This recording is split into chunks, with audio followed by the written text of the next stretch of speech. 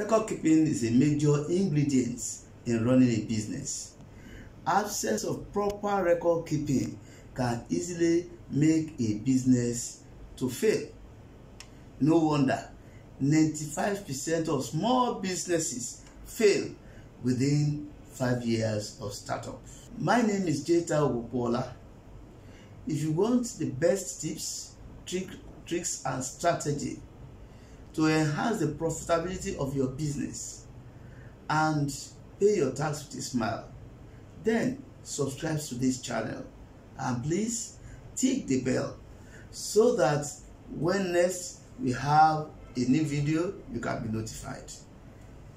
Today, I'd like to share with you 8 rules for small business bookkeeping.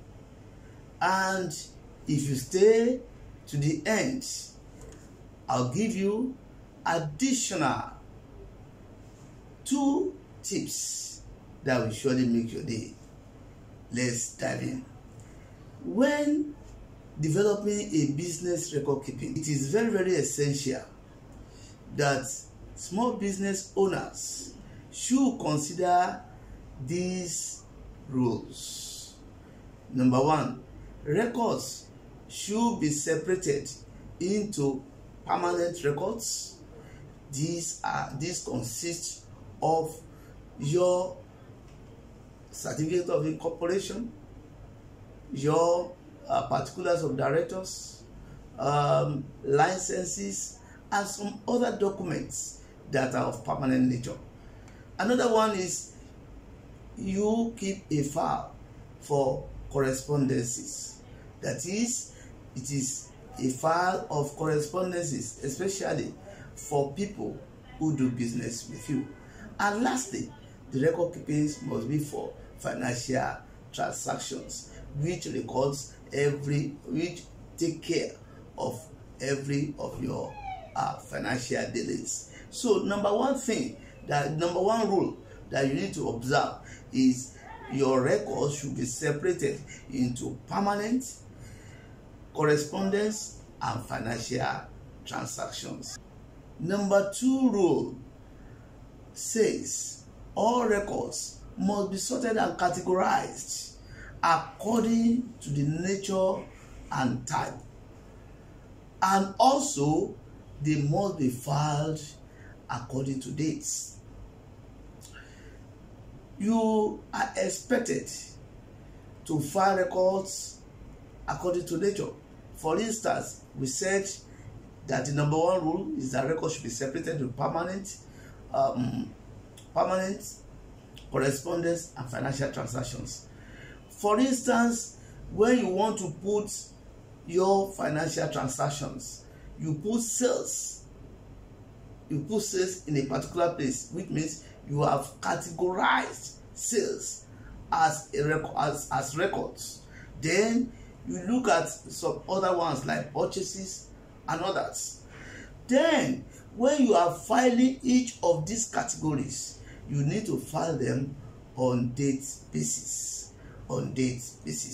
Rule number 3, financial records and documents must be prenumbered with date, description, amount, recipients of cash or money, authorization, and approval.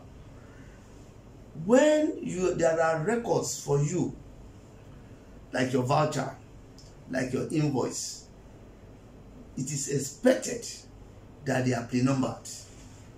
It is expected that on the document there must be date, the description of the transaction must be there, the amount involved, and when we are talking about paying your bills, then you must know who you are paying the money to, who you are releasing the money to, and of course there must be authorization and approval of that transaction. Number 4, the number 4 rule: always keep documents that will supply information for a tax return, such as income, deduction, and credit. These files generally include receipts, bank statements, and payroll records. Here, tax records are part of financial records that needs to be kept. And you are expected that these documents, because they always supply information, especially to tax authority, they must be properly kept. And of course, they must include your receipt, your bank statements, and your payroll records. In fact, another record that I have not mentioned is your payment voucher. It's your payment voucher. Then, number 5 rule is that financial statements, which are the summary report of your business activities, must be kept separately. They must be kept, and they must be properly kept, and should be for at least 6 years. This is very, very important, because your financial statement summarizes your financial statement summarize your business activity in a particular period.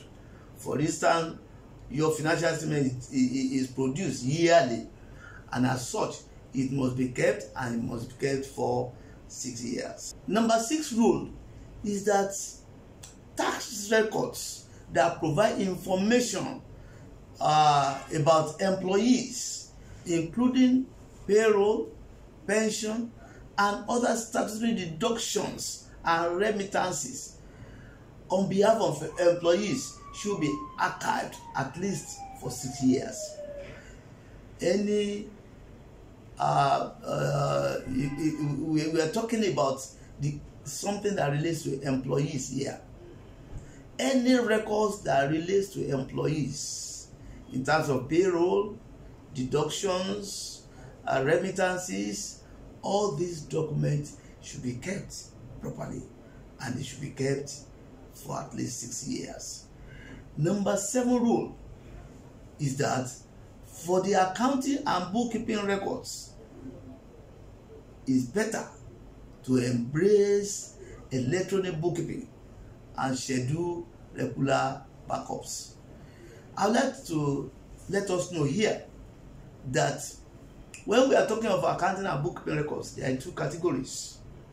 We are talking of source document, which is supporting documents, which needs to be filed, and we are talking about the account books in terms of your property, plant, and equipment, in terms of that which is asset, in terms of your liabilities, in terms of your income and expenses.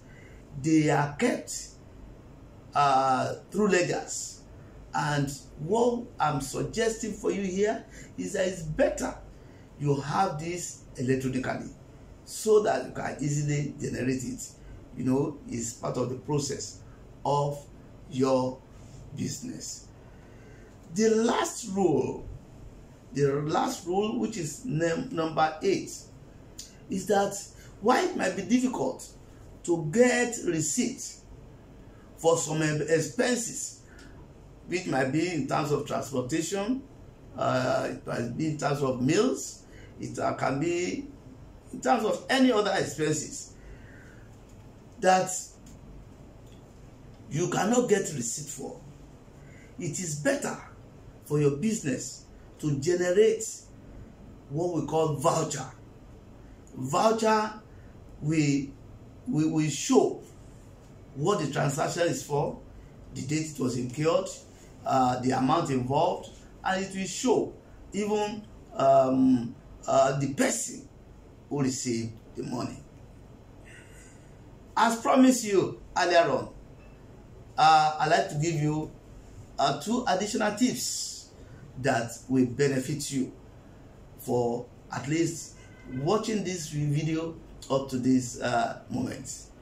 So number 1 additional tips is that maybe in the course of your organizing your records, there are certain transactions, or probably there are certain events that you did not make provision for.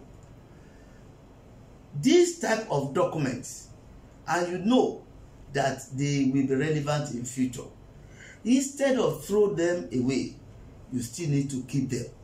And that is why in this case you might have a file that we call miscellaneous file that all this type of thing can be kept. Number 2 tips that I like to give you is that ensure all your records are kept in a secure place such that it cannot be destroyed, or that people who are not supposed to have access to it do not have access to it. So all your records must be kept in a secure place from destruction, and made it difficult for unauthorized people to have access to it. Let me just round up at this stage. As a business operates, more documents will accumulate. By following these rules and best practices for keeping business records, management team can improve their processes. Hopefully you got some value from this video, and if you did, please go ahead to give me a thumb up and also drop me a comment below. Let me know how you are keeping your records, and let me know if you have any question. I will surely answer you. And also, if there's anything you feel you need to add to the rules, please do so in the comment section. And make sure that you join our Facebook group. The link is at the description. Please do so. It is an accounting skill for small business. You will learn a lot from it.